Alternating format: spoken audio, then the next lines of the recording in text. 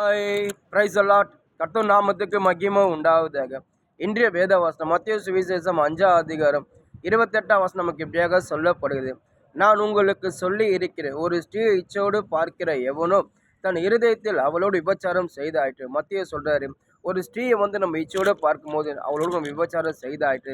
அதாவது அவர் என்ன சொல்றாரு, உங்கள் இருதயத்தில் நீங்கள் உங்கள் இருதயத்தில் பாவத்தை நினைக்கும் போது, உங்கள் இருதயத்தில் நீங்கள் தப்பான காரியம் நம்ம நினைக்கும் போது நம்ம பாவத்தில் போய் விழுவோம்.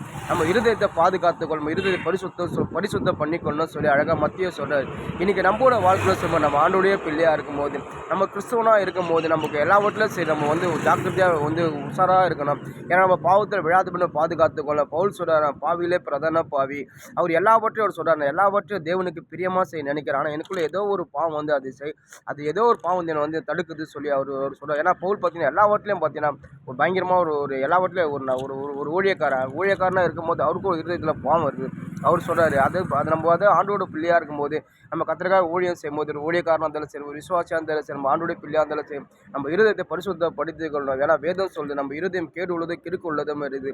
இருதயத்தில் சுத்தம் உள்ளவன் பாக்கியவான்னு சொல்லி ஏசப்பா சொல்ல. ஒரு இடத்துல பார்த்தீங்கன்னா ஏசப்பா வந்து அந்த அந்த பரிசேயர் சொல்கிறாங்க, வேத பரிந்து பரிசு ஏசப்பா சொல்கிறாங்க, அதாவது உங்கள் சீசல் கை கழுவாமல் சாப்பிட்றாங்களே, அவங்க இது போல் மோசை கொடுத்த கட்டளை நியாயப்பிரமாணம் மீறிய இவங்க பண்ணுறாங்களே சொல்லும்போது ஏசப்பா சொல்கிறார், அதாவது நீங்கள் சாப்பிட்றது கை கழுவாமல் சாப்பிட்றது எதுவுமே அவங்களுக்கு தீட்டு போகாது. அவங்க உங்கள் இருதயத்துலேருந்து உள்ளேருந்து வர வார்த்தை தான் தீட்டு போகுது. ஏன்னா இருதயம் பயங்கரமான நம்ம இருதயம் இப்போ உள்ளே பயங்கரமாக காத்துக்கொள்ளணும். ஏன்னா உள்ளே பயங்கர அசுத்தம் இருந்தால் அது வெளியே வாயிலேருந்து வரும். உள்ளே என்ன இருக்குதோ அதான் வெளியே வரும்னு சொல்லி ஏசப்பா சொல்கிறேன். நம்ம இருதயத்தில் நம்ம பரிசுத்தமாக பாதுகாத்துக்கொள்ளணும். எல்லாவற்றும் நம்ம தேவனுக்கு பிரியமாக நடக்க முடியும். ஏன்னா ஒரு பொண்ணு இச்சையோடு நம்ம பார்வை கூட நம்ம பரிசுத்தமாக இருக்கும். நம்ம கைகள் கூட நம்ம எல்லாவற்றிலும் நம்ம பரிசுத்தமாக தேவனுக்கு பரிசுத்தமாக இருக்கும்போது நிச்சயமாக நம்ம தேவன் எல்லாவற்றையும் நம்மளுக்கு எல்லாவற்றையும் கொடுத்து நம்ம தலையை உயர்த்துவார்.